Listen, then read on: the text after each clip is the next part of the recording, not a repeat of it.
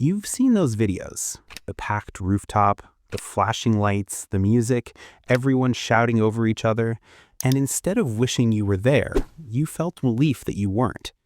Most people call that antisocial. Your family might call it wasting your time. Society has a dozen labels for it. But psychology has something very different to say. Because people who genuinely prefer staying home are not bored, not broken, and not afraid. Their brains are simply wired differently.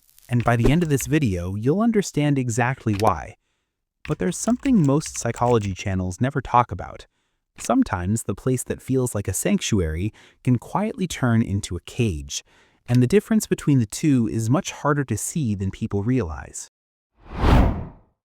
Back in the 1960s, psychologist Hans Eysenck proposed an idea that completely changed how we understand introversion. He suggested that the difference between introverts and extroverts isn't personality, it's stimulation. Every brain needs a certain level of stimulation to feel alert and comfortable.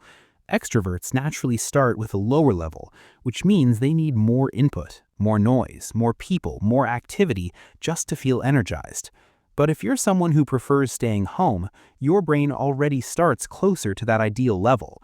Your system is already running at a level that others need a party to reach. So when you walk into a loud bar or crowded event, your brain doesn't get energized, it gets overloaded. Your nervous system is simply saying, that's enough. You're not avoiding life, you're avoiding sensory overload. But stimulation isn't the only reason home feels so good. The second reason is something much simpler: control.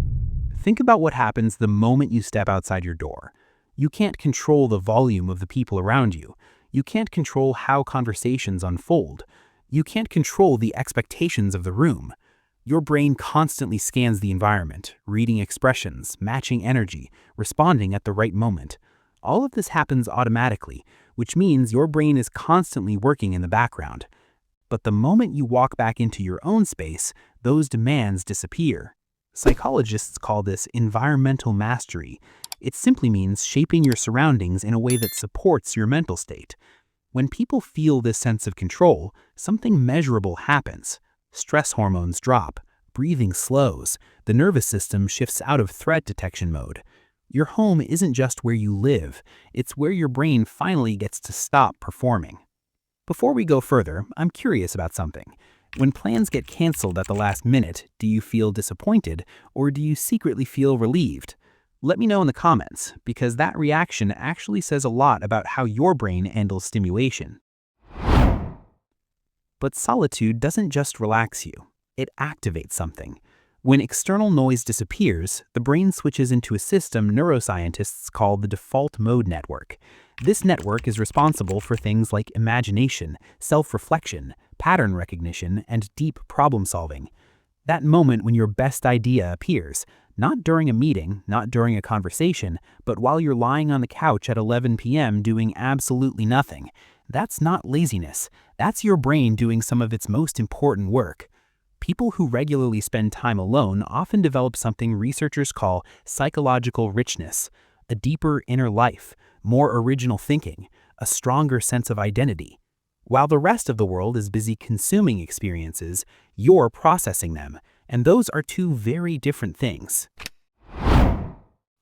But this is where things become important, because everything we've talked about is true, and it still doesn't mean staying home is always healthy. There's a line, and it's thinner than most people realize. There's a difference between choosing solitude because it restores you and avoiding the world because engaging with it feels overwhelming. One is a sanctuary, the other is a cage, and from the inside they can look almost identical.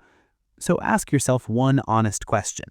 When you're at home, are you recharging or hiding? A sanctuary gives you energy to return to the world on your terms. A cage slowly convinces you to stay away from it. Understanding that difference changes everything. So if you're someone who turns down invitations without guilt, who feels most like yourself when you're alone, who does your best thinking in silence, you're not broken, you're not antisocial, and you're definitely not wasting your life. Your brain may simply be wired for something different. In a world that constantly celebrates noise and movement, you may have discovered something much rarer: the ability to be comfortable in your own mind. And that kind of inner stability is something most people spend their entire lives searching for.